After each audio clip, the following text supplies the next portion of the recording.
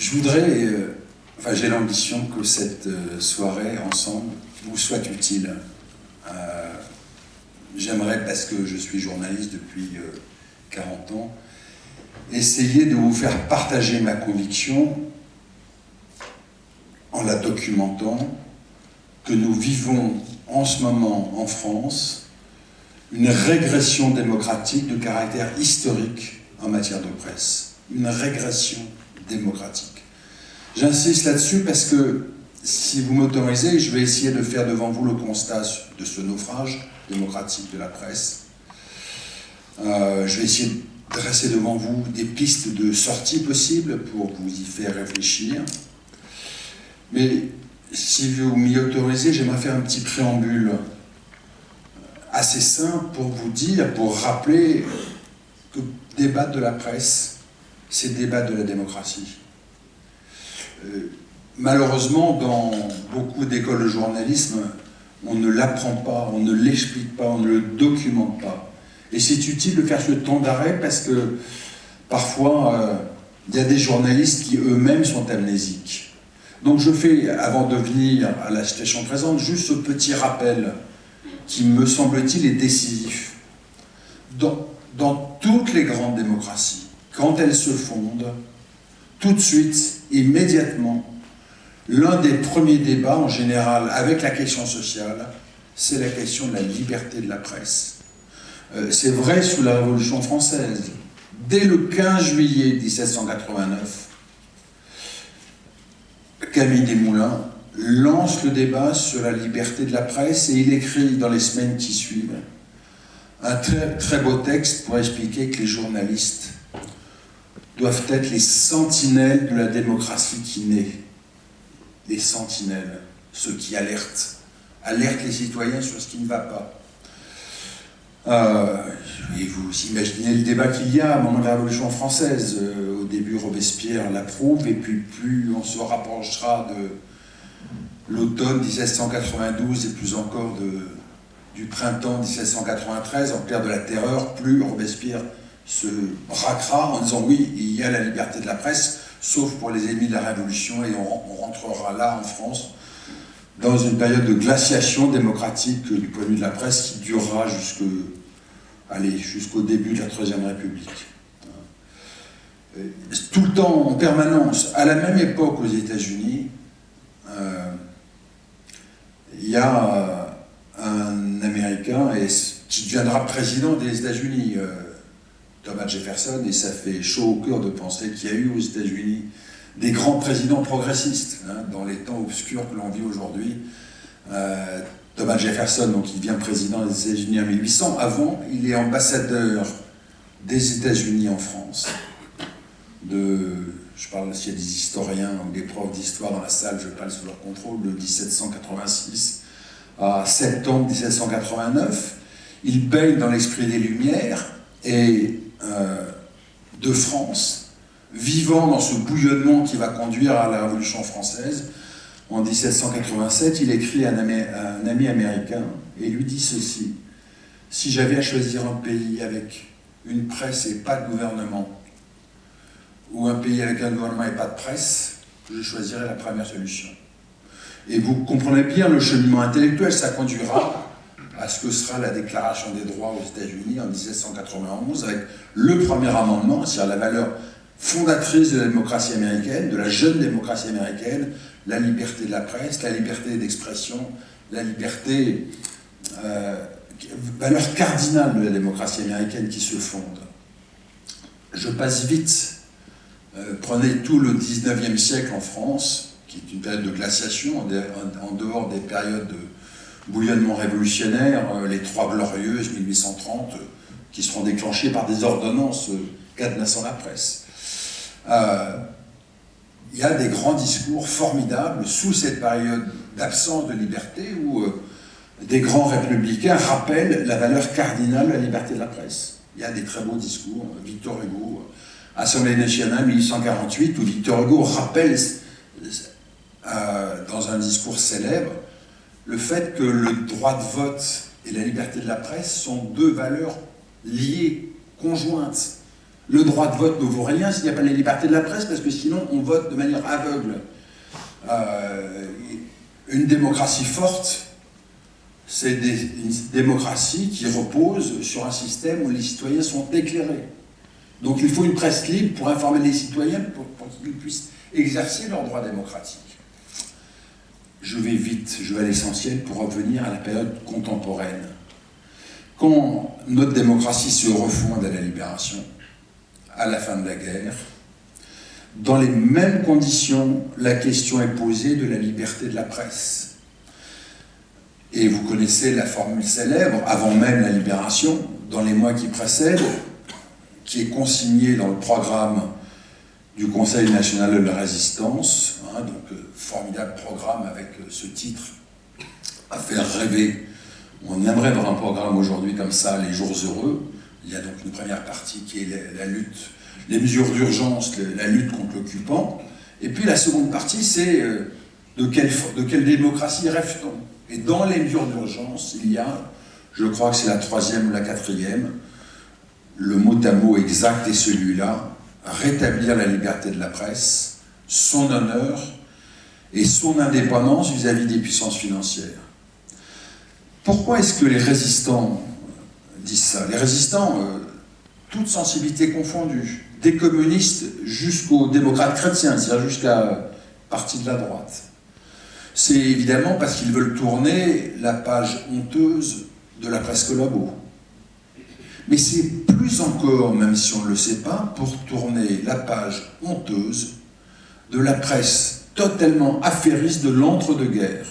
La presse qui est entre les mains des puissances d'argent, la presse qui est en permanence manipulée. Pour ceux que ça intéresse, je pourrais tout à l'heure, plus tard, donner des exemples. C'est ça qu'ils veulent faire. Et donc à la Libération, c'est pas seulement le CNR qui dit ça, c'est tous les grands intellectuels.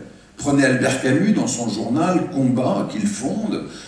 Ça revient comme une obsession dans ses éditos dans Combat. Camus répète sans arrêt: il vaut mieux une presse pauvre et libre qu'une presse riche et asservie.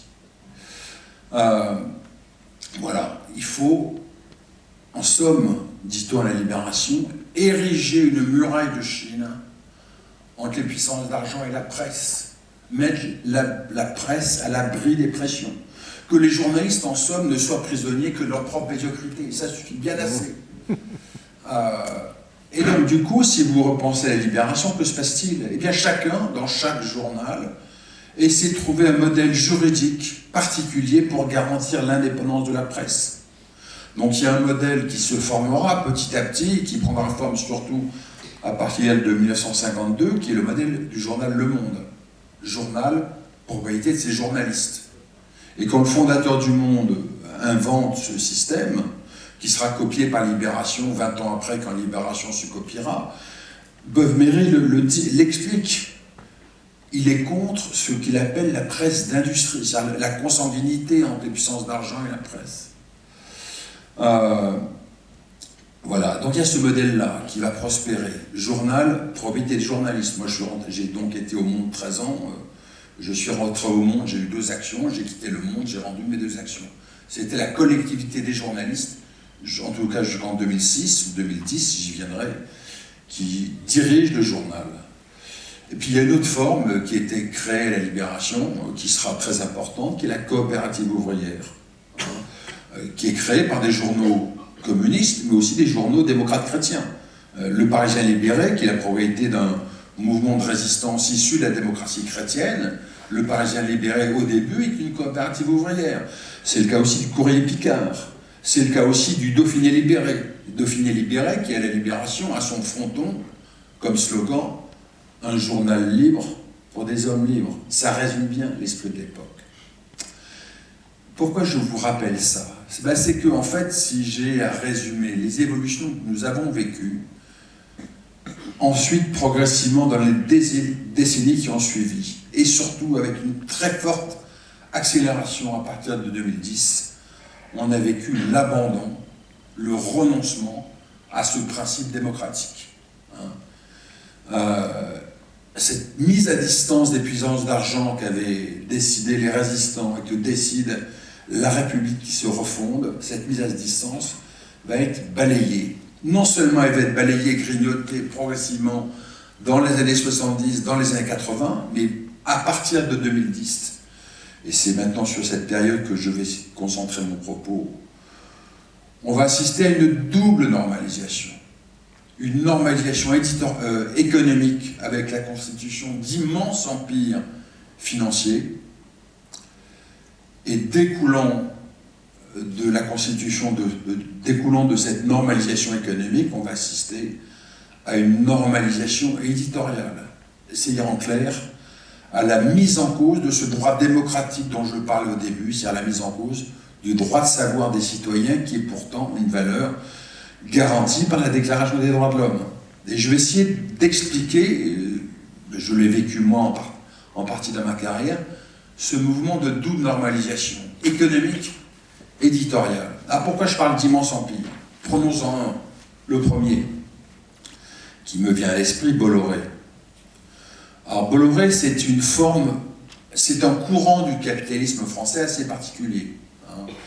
Vincent Bolloré construit son empire sur les décombres du capitalisme colonial français. Le cœur de son empire, il le constitue en prenant d'assaut à la fin des années 80 une banque, peut-être que les plus âgés d'entre vous s'en souviennent, qui s'appelait la banque Rivaux, qui était très connue dans les années 80 parce que c'était la banque de la France-Afrique et des coups tordus du RPR, une banque sulfureuse, voilà. Mais c'était la banque de la France-Afrique.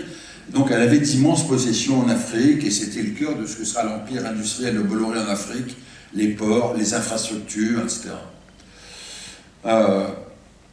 Et Bolloré va progresser, il a une obsession assez vite, c'est construire un empire et avoir pour lui-même, parce que chacun aura ses propres désiderata, avoir une télé à lui, qui va asservir à son envie. Il va donc essayer de faire une OPA sur Bouygues en 96 pour une seule raison, croquer TF1. Il n'y arrive pas, enfin il prend 12 ou 13% de Bouygues et puis finalement il rate l'OPA. Et finalement il va y arriver à partir de 2014 en devenant l'actionnaire principal de Vivendi, et donc il devient le patron, le propriétaire, enfin l'actionnaire principal, même fut-il minoritaire, de deux grandes chaînes, Canal+ et iTélé, qui sera ensuite ultérieurement rebaptisé CNews.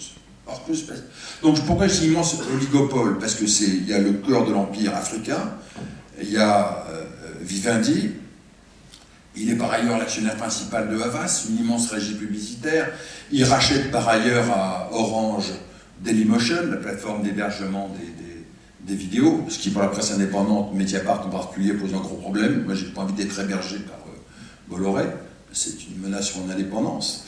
Il a un institut de sondage, donc voilà, une force industrielle et financière colossale. Or, que fait-il? Bolloré, personnellement, est un catholique traditionnaliste radical. Et par exemple, quand il prend possession de iTélé, qui installe-t-il à la tête comme patron de la rédaction d'iTélé? Un jeune homme qui n'a aucune expérience professionnelle, qui s'appelle Guillaume Zeller, dont le signe distinctif est que c'est le petit-fils d'Adrien Zeller, l'un des 4 généraux putschistes de la guerre d'Algérie.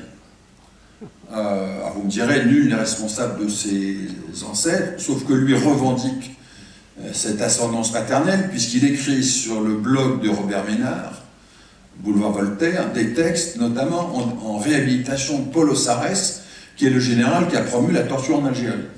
Et donc il y a une sorte de viol de la rédaction d'iTélé en imposant à la rédaction d'iTélé, ce n'est pas ma forme de presse, le flux, mais en même temps j'ai trouvé que c'était une indignité, un patron de rédaction qui est une indignité pour une rédaction. Soit dit en passant, donc la rédaction d'iTélé fait une grève, vous vous souvenez, il y a un peu plus d'1 an, très courageuse, digne pendant 1 an, sans que la puissance publique ne bouge. Rien. Pendant 1 mois, il ne s'est rien passé. Et pourquoi est-ce que ni Hollande n'a bougé, ni la ministre chargée de la communication? La réponse, vous la trouvez dans un livre de mes 2 confrères du Monde, L'Homme et Davé, Vous vous souvenez ce livre, un président ne devrait pas dire ça.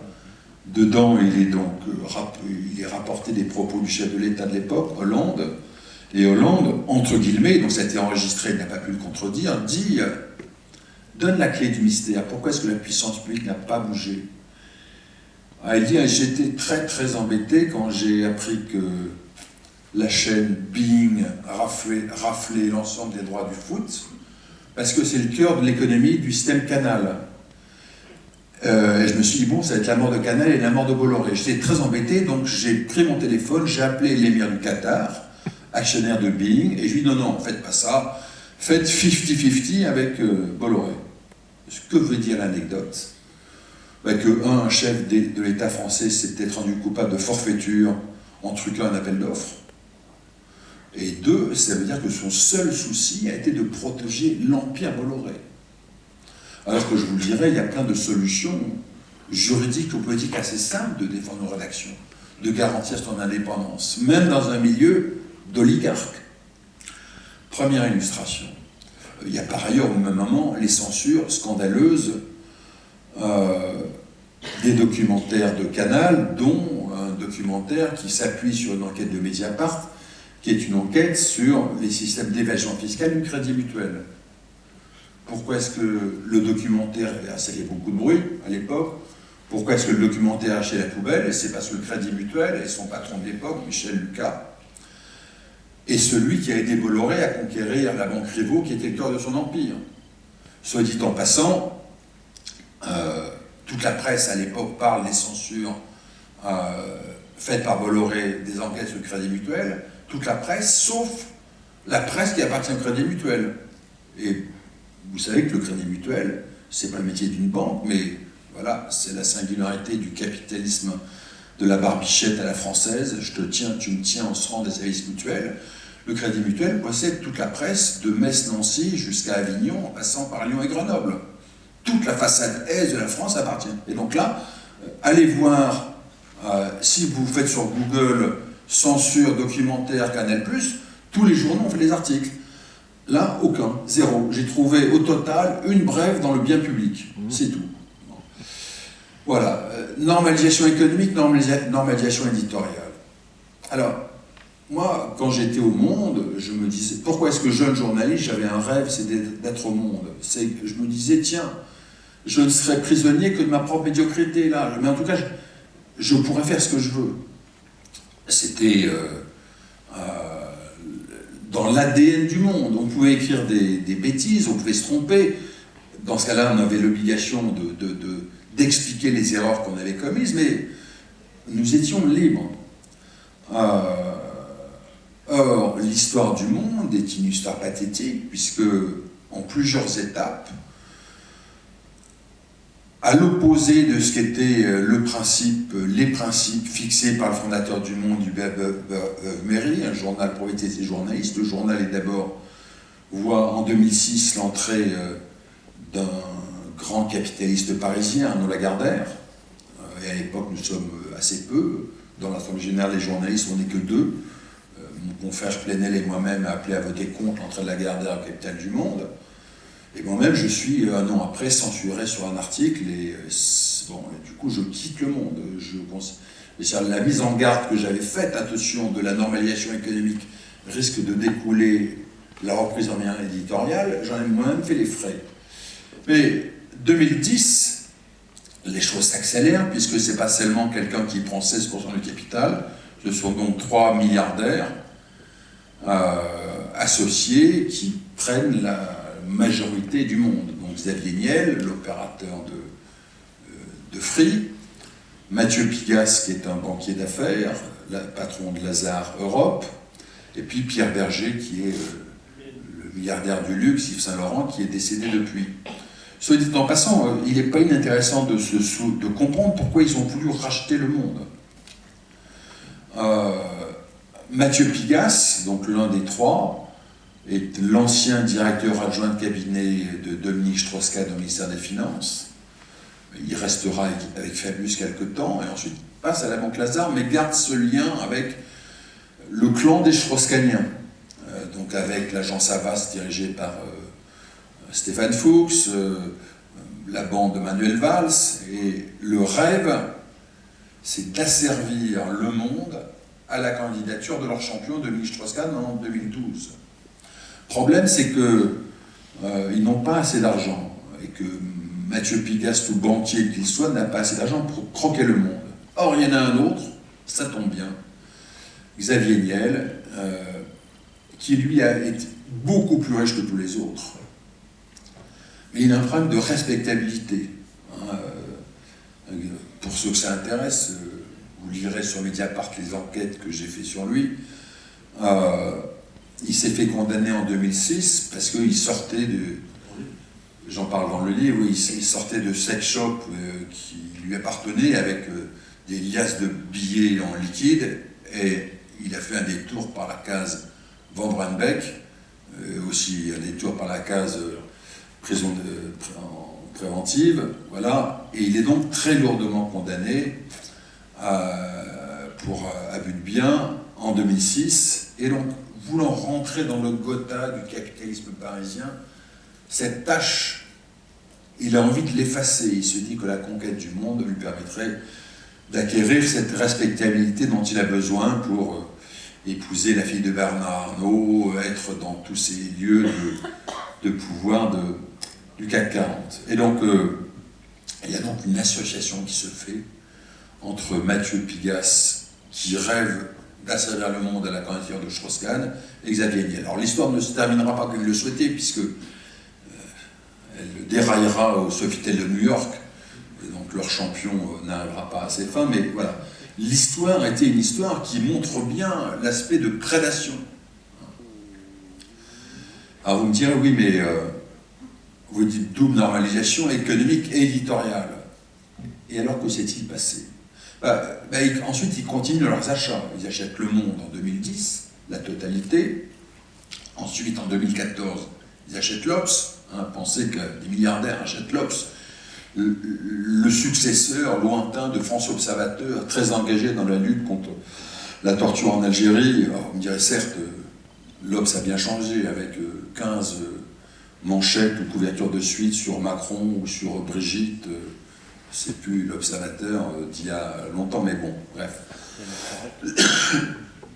Et donc, dans le groupe Le Monde, l'Obs, ce groupe auquel moi j'ai appartenu, où chaque journaliste pouvait faire ce qu'il voulait à la réserve près d'être rigoureux dans ce qu'il écrivait, en arrive à un fait, je pense qu'elle est venue devant vous, donc vous le savez, qui a été le licenciement pour motif notoirement politique de la numéro 2 de l'Obs, Aude Lancelin.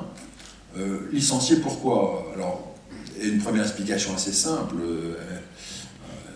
On lui reprochait, étant responsable des pages débat de l'Obs, de donner la parole trop à des gens de gauche ou de gauche radicale. On lui reprochait d'être la compagne de l'économiste de gauche radicale Frédéric Lordon, qui était à l'époque l'une des figures de Nuit debout. Voilà. Et en fait, moi, l'intuition que j'ai, parce que j'étais, pour son procès au Prud'homme, j'ai fait une attestation pour elle, parce que j'ai enquêté à l'époque, l'intuition que j'ai eue avec elle, avec son histoire, qui est quand même pathétique sur le naufrage de la presse, c'est que la fortune de Niel, c'est la téléphonie, donc, c'est Free. Et c'était une fortune facile parce qu'il n'a jamais investi. Pour une raison assez simple, c'est que Free passe par les réseaux d'Orange. Donc la fortune de Xavier Niel dépend du contrat, pardon, du jargon, du contrat d'itinérance qu'il a avec Orange, dont l'actionnaire principal est l'État. Minoritaire, mais l'actionnaire principal. Or, précisément, au moment de l'affaire Aude Lancelin, le contrat d'itinérance de Free via Orange arrivait à reconduction. Et donc, moi, l'intuition que j'ai, qui est assez documentée parce qu'il y a eu des rencontres Niel-Hollande, c'est qu'il y a une sorte d'échange de donnant-donnant, de bons services. Tu me dégages, cette journaliste qui... Déjà, l'Obs, c'était à l'époque le seul journal, au moment où la galaxie socialiste est en train de faire naufrage, le seul qui en continuait à défendre Hollande.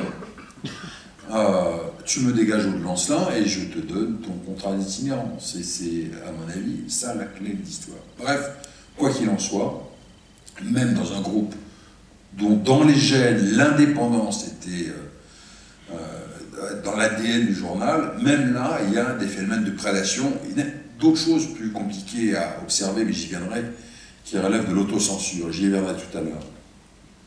Troisième exemple, et j'en resterai là, le dernier empire qui s'est constitué, immense, qui est l'empire Drahi. Alors, Drahi, c'est une autre forme du capitalisme français.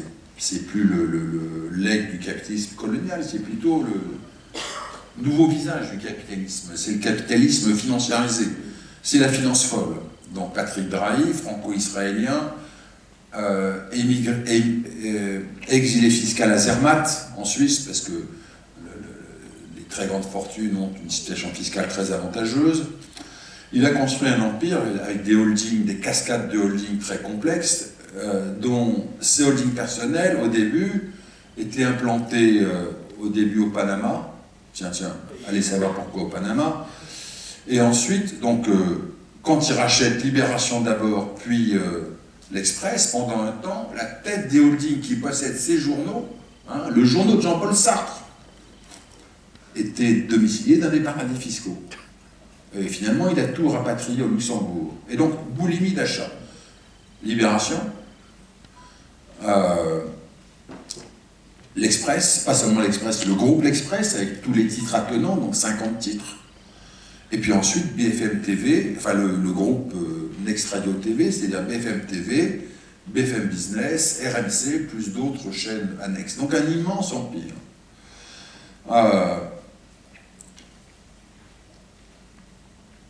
Pour ceux qui connaissent mal cet empire-là, parce que c'est vrai que regarder BFM trop longtemps, ça agace peut-être. Alors, si vous voulez être encore plus agacé et voir la patte Drahi, je vous fais une recommandation. Allez voir une autre chaîne, qui est I24 News. C'est donc une chaîne au début qui émet de Jaffa, uniquement en Israël, et ensuite qui va accéder en France via la TNT. Il y avait un très bon article dans mon livre, j'en donne la référence, donc Télérama, qui raconte la chaîne. Vous écoutez la chaîne, I24 News, au bout de 5 minutes, vous comprenez que les journalistes sont astreints à une police linguistique. Ils n'ont pas le droit de parler des territoires occupés, ils parlent des implantations. Le terme est très... Voilà. Si l'actualité l'exige, ils n'ont pas le droit de prononcer la formule de juifs extrémistes, ils doivent parler de jusqu'au-boutistes.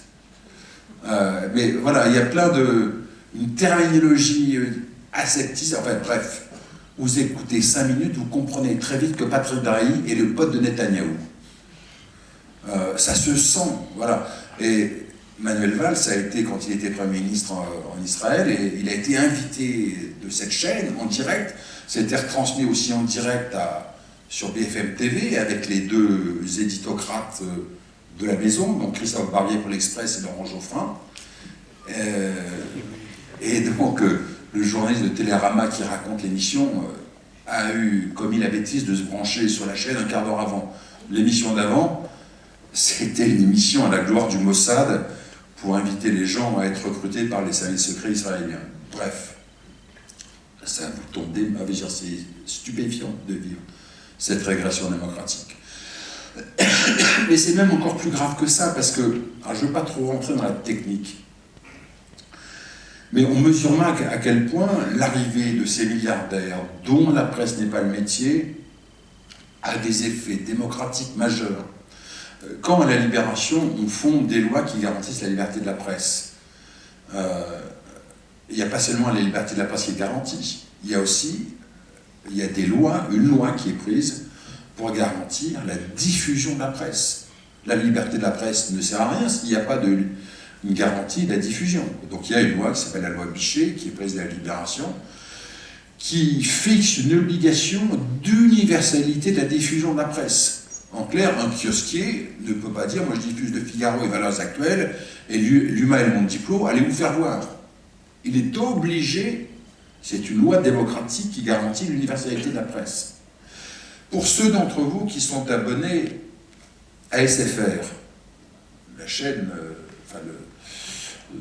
l'opérateur mobile de Drahi, vous avez peut-être observé qu'il a créé un portail numérique qui s'appelle SFR Presse. En clair, vous allez sur SFR Presse, vous avez les journaux de Drahi, Libé, l'Express, Lire, d'autres, plus quelques journaux amis, La Voix du Nord et, je crois, Le Parisien.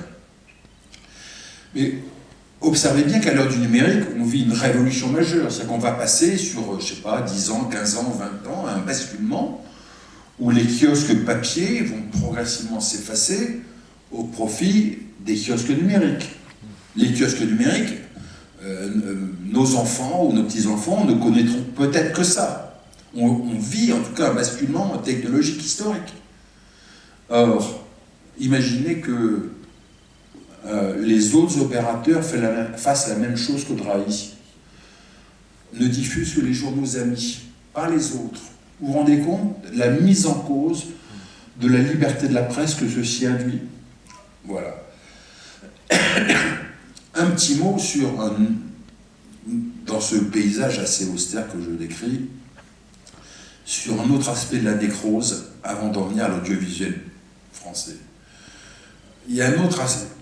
Dans ces phénomènes de nécrose, donc de régression démocratique, de mise en cause du droit de savoir des citoyens, il y a un phénomène qui est plus difficile à percevoir, et que le lecteur, spontanément, appréhende mal, mais qu'il devine. C'est l'autocensure. C'est que vous comprenez bien, que dans un écosystème où la presse n'est de la propriété que de milliardaires, ceci n'est le cas. La France est une exception, enfin, à ce point-là, c'est une exception. Ben, ça crée un écosystème qui ne pousse pas au courage pour les journalistes. C'est le moins qu'on puisse dire. Donc il n'y a pas seulement des censures. Hein, Bernard Arnault rachète Le Parisien et 3 jours après, il fout à la poubelle le papier fait par un journaliste de la rubrique télé ou cinéma qui avait fait un papier, vous savez, sur le film Merci Patron de François Ruffin. Hein. Donc la censure au Parisien se voit, clair et net. Les censures de Canal se voient. Mais l'autocensure, comment l'apercevoir? Prenez le cas des Échos, journal, propriété du Bernard Arnault, première fortune française. C'est un bon journal, bien fait, mais javélisé. Comparé, pour ceux que ça intéresse, c'est pas une appréciation politique, comparer ce journal à ce qu'est la presse financière anglo-saxonne. Très largement néolibérale. Et il y a des enquêtes. Dans le Financial Times ou Wall Street Journal, vous trouvez des très grandes enquêtes sur les banques, sur la finance. Moi qui suis journaliste financier, je le lis parce que je trouve plein de choses. Mais moi, à Mediapart, je peux écrire 10 articles de suite, ce que j'ai fait sur la plus grande banque d'investissement en Europe, qui s'appelle Natixis, qui est une banque française, en disant que Natixis a floué plusieurs millions d'épargnants français. Et c'est tellement vrai que finalement, la banque a eu une condamnation historique, a été condamnée à une amende de 30 millions d'euros. Mais pendant les 8 mois où j'ai documenté avec des documents internes de la banque le fait qu'ils piquaient de l'argent aux épargnants sans qu'ils le voient, il n'y a pas eu un article dans la presse économique. Pas un. Impossible. Et donc, on est dans un... Et donc, en clair, vous avez une tradition d'enquête, d'investigation dans la presse anglo-saxonne que vous ne retrouvez pas en France parce que...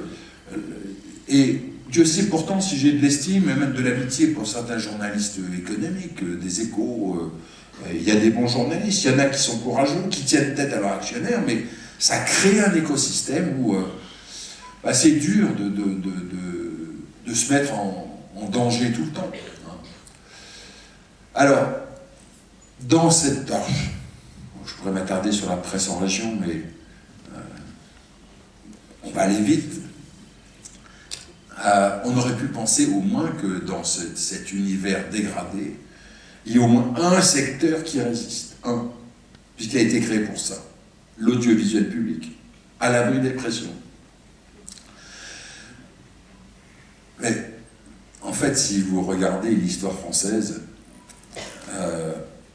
moi, le regard que j'ai, la conviction que j'ai, c'est que la presse française, je fais ce petit détour pour revenir à la télévision, est malade de deux choses, de l'affairisme et du présidentialisme, appelons-le comme vous voulez, du bonapartisme. Hein, on a une culture en France, une culture politique ancienne, qui fait que la vie publique s'organise sur le face-à-face entre le monarque républicain, ou même monarque assez peu républicain, avec le peuple. Et tout ce qui s'interpose n'a aucune légitimité. Les contre-pouvoirs sont faibles, ou inexistants, ou à la botte. Et donc la presse, dans la culture politique française, n'a pas de légitimité. Regardez le Second Empire.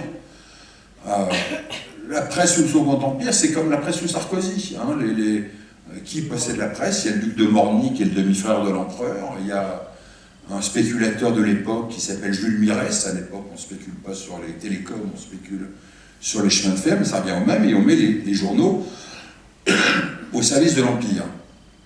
Et voilà, et donc le rédacteur en chef de tous les journaux, c'est Napoléon le Petit. C'est lui qui commande tout. On est dans cette culture-là. Le gaullisme la perpétue. Hein, vous vous souvenez des formules terribles et célèbres de Pompidou. L'ORTF, c'est la voix de la France. Et l'agence France-Presse, la grande agence, a souvent été conçue dans la culture politique française comme une extension du Quai d'Orsay. Alors, dans cette culture-là, ça a fait des ravages à la télévision. L'aspect, on l'a bien vu sous Sarkozy et la télévision. Sarkozy nommait les patrons de l'audiovisuel public, qui nommaient leurs obligés. Et du coup, vous aviez des mensonges organisés. Pour quelle raison? La logique de la peur. Hein, je donne un exemple, moi, qui m'avait beaucoup frappé.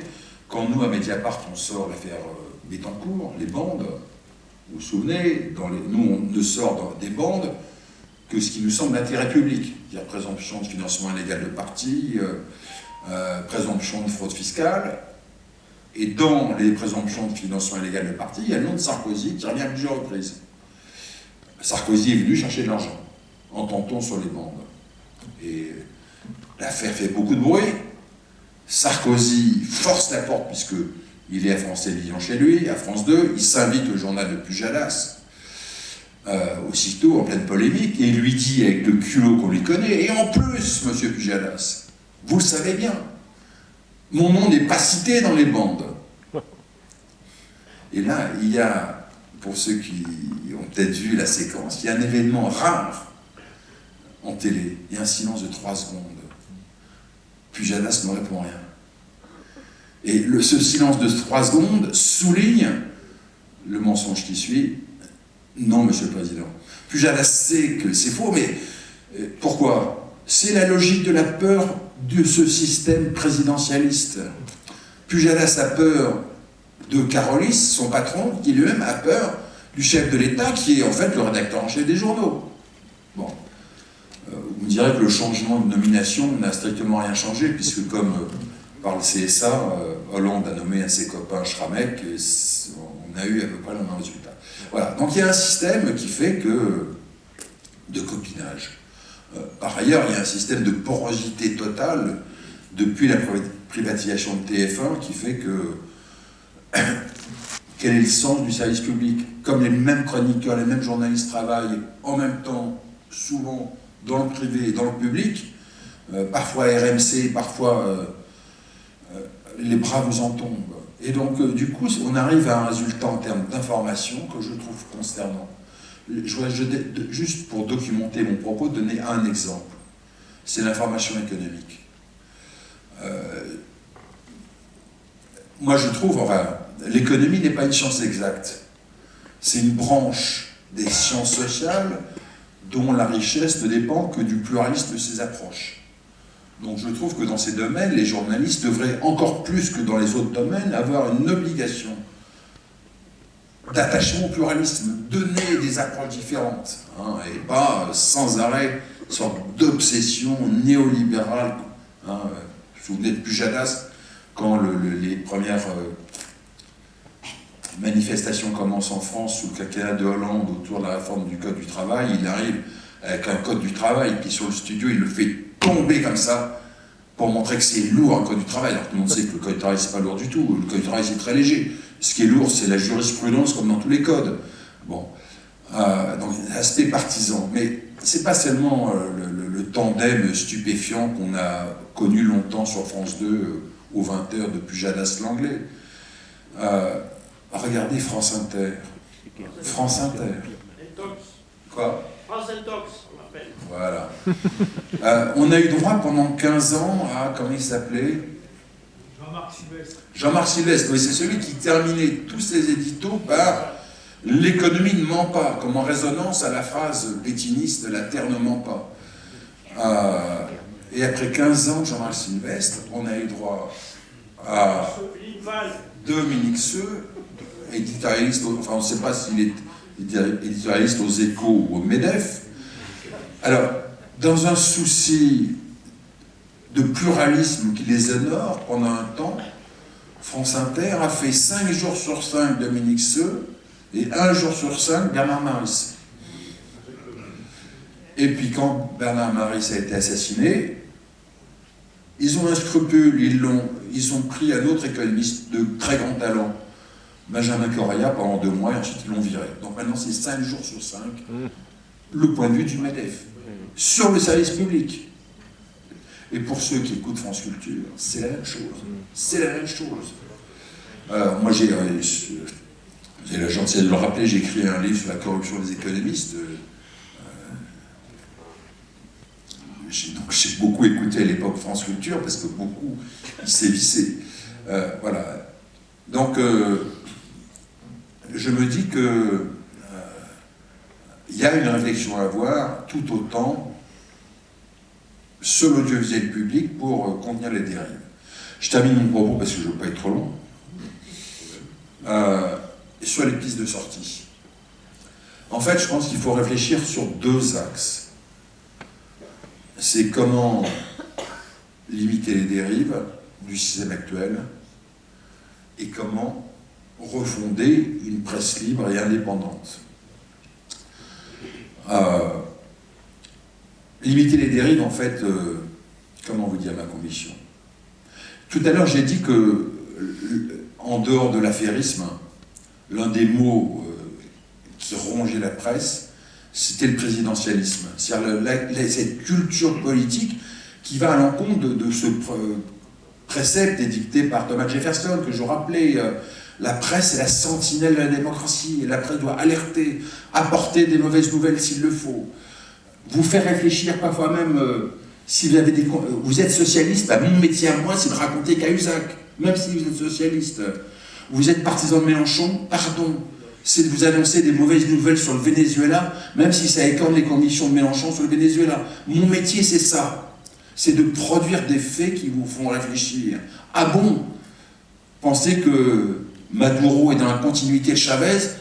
Ben voilà, je vais vous faire un état des gens qui sont en prison là-bas. C'est ça mon métier. C'est ça la presse. Être la sentinelle de la démocratie. Hein, même dans la jurisprudence de la Cour de justice européenne, il y a un terme qui est employé qui est watchdog de la démocratie. C'est un arrêt qui concernait le journal britannique Le Guardian, non, c'est pas très beau, watchdog. Ici compris, la jurisprudence européenne donne un pouvoir même un peu d'excès. Un journaliste peut même aboyer un peu fort pour alerter les citoyens. C'est ça sa fonction. Donc je pense qu'il y a des mesures. Donc si on veut. Moi, la conviction que j'ai, c'est qu'on ne refondera la presse que si on arrive dans le cadre d'un projet global pour refonder notre démocratie. Sortir du présidentialisme. Sortir d'un système qui considère que les contre-pouvoirs n'ont pas d'intérêt, n'ont pas d'utilité. À l'inverse, moi je pense que la démocratie, c'est l'organisation du dissensus. Les gens ont le droit de penser différemment. Il faut qu'il y ait une démocratie sa vie. C'est la gestion des conflits, une démocratie. Donc, quelles mesures prendre dans le cadre d'une refondation de la démocratie pour sauver la presse? D'abord, d'évidence, d'urgence. C'est pour ça que la pétition, je la trouve sympathique, chaleureuse, mais pas assez ambitieuse à mon goût. Prendre d'urgence des mesures contre les situations de monopole dans lesquelles nous sommes. Il y a pris à la libération des dispositifs anti-concentration qui ont été reformulés au moment du premier septennat de François Mitterrand et ensuite assouplis en 86. Honnêtement, est-ce qu'il est normal qu'un milliardaire dont la presse n'est pas le métier possède autant de journaux que Drahi? Question annexe, question qui en découle. Est-ce qu'il est normal de détenir, à l'heure où la presse vit un basculement historique vers le numérique, est-ce qu'il est normal que les mêmes détiennent les tuyaux et les contenus? La gauche, pendant très longtemps, dans les années 70, considérait que c'était pas sain que quelqu'un qui dépendait des commandes publiques ait des journaux. Hein, vends-moi des mirages et je te ferai des bons éditos pour saluer ton rôle de président. Hein. Question, est-ce que dans les lois anti-concentration, ne faudrait-il pas non seulement limiter le nombre de possessions de journaux autorisés, mais aussi interdire ce type de conflit d'intérêts? Autre type de dispositif dans les lois anti-concentration, est-ce qu'il est normal qu'un grand capitaliste qui détient une régie publicitaire contrôle en même temps des journaux? Je pense à Bolloré qui contrôle Havas. Est-ce qu'il est sain que, contrôlant Havas, il contrôle en même temps les subsides qu'il donne à d'autres journaux, qu'il donne ou qu'il ne donne pas? Voilà, donc des lois anti-concentration très énergiques. Et à l'heure du numérique, je me dis qu'il y aurait plein d'autres choses à faire pour donner des accès à l'information aux citoyens. Et pour protéger les journalistes. Protéger les journalistes, c'est simple. C'est très simple, protéger les journalistes. La plupart des sociétés de journalistes le réclament. Les deux principaux syndicats de journalistes, qui sont le SNJ et le SNJ-CGT, le réclament aussi, qui est ce que nous avons, nous, à Mediapart, l'octroi de droits moraux. En clair, un statut juridique des rédactions qui fasse qu'une rédaction ait le pouvoir d'adouber par un vote le directeur proposé par l'actionnaire, mais aussi le droit de le révoquer. Et il n'y a pas de raison que les rédactions publiques n'aient pas ce même droit. En clair, quand Pujadas ment aux téléspectateurs en disant non, non, Monsieur Sarkozy, c'est vrai, vous n'êtes pas cité dans les bandes, la rédaction de France 2 se réunit, parce que juridiquement, elle en a le droit, elle se réunit en disant, mais Pujadas, tu n'es comptable que d'une chose, c'est l'honnêteté de l'information servie aux téléspectateurs, tu as commis une faute, tu es sanctionnaire. Je ne sais pas ce qu'est la sanction. Retrait d'antenne pendant 15 jours, un mois, tu es démis, mais voilà, donner ce pouvoir, c'est le bouton atomique. À iTélé, ils auraient eu ce pouvoir, le droit de révocation, ils n'avaient même pas besoin de faire grève, ça s'arrêtait sur le champ. Ils étaient protégés. Aider à la création d'une presse libre et indépendante. Moi, c'est le dernier combat de ma vie professionnelle, quittant le Monde avec d'autres confrères issus du Monde. On s'est dit qu'il fallait qu'on paye de notre propre personne pour essayer de montrer ce qu'il était possible de faire. Donc voilà, un journal libre, indépendant. Un journal dont l'objet est de produire des faits qui font réfléchir les citoyens, pas seulement des opinions, des faits, d'abord des faits. Notre premier métier à nous, c'est pas d'être directeur de conscience, de vos consciences, c'est de vous amener des faits qui vous permettent de forger votre opinion. Donc c'est pour ça que nous nous attachons beaucoup à une chose, c'est l'enquête. Produire des faits sur ce qu'on a fait à l'époque de Sarkozy, on a beaucoup documenté la corruption, en fait le caractère très oligarchique et quasiment néo-mafieux du système. Et alors, beaucoup de gens au début, quand on a commencé, nous ont dit vous êtes sympathique, mais vous êtes anti-sarkozyste. On leur a dit non, vous verrez, on est journaliste. S'il y a l'alternance, on fera la même chose. Et donc on a eu une sorte d'obstination joyeuse à trouver le plus vite possible une affaire qui montre l'honnêteté de notre métier. Et ça a été l'affaire Cahuzac qui nous a, je pense, permis de gagner en crédibilité. Donc comment aider à l'émerger? Partout, en région, il y a plein de jeunes journalistes qui rêvent. Imaginez, vous imaginez le bassin électoral de Marseille. C'est le second bassin de lecteurs en France. Le grand journal et la propriété, il ne se porte pas bien, donc c'est dur de dire du mal de lui, mais une personne qui est renvoyée en correctionnel pour escroquerie en bande organisée. C'est lui qui possède le journal, avec notre argent, soit dit en passant. Comment ne pas réfléchir à aider une nouvelle génération pour créer des nouveaux journaux sur Internet? Voilà. Mais je voudrais juste terminer en disant que c'est pas seulement une affaire de journaliste, c'est une affaire de citoyen. Parce que dans le cadre d'une grande loi progressiste, il faudrait aussi donner des droits nouveaux aux citoyens pour avoir accès aux données publiques. Je donne juste un exemple. Aux États-Unis, en 1966, dans le contexte de la guerre du Vietnam, il y a eu l'octroi donné aux citoyens d'une mesure progressiste qui était ce qu'on appelait aux États-Unis le Freedom of Information Act, le droit d'accès aux documents administratifs. Cette législation a eu des transpositions avec des avancées progressistes dans beaucoup de pays. En Suède, maintenant, un citoyen peut demander un document administratif de manière anonyme. En Islande, ensuite, dans le cadre de la révolution démocratique que l'Islande a connue consécutive à l'effondrement en pleine crise financière, un nouveau droit a été donné aux citoyens, c'était celui d'avoir accès aux documents, y compris sur les entreprises privées, dès lors que les entreprises privées étaient sous contrat ou aidées par l'État. Hein, en clair, vous avez le pacte de responsabilité en Suède, avec l'octroi de 43 milliards d'euros. Le citoyen a le droit de demander des comptes à l'entreprise X. Qu'avez-vous fait? Est-ce que vous avez servi cet argent-là en dividende? Ou est-ce que vous avez augmenté les salaires? Ou est-ce que vous avez embauché? En France, ce droit n'existe pas.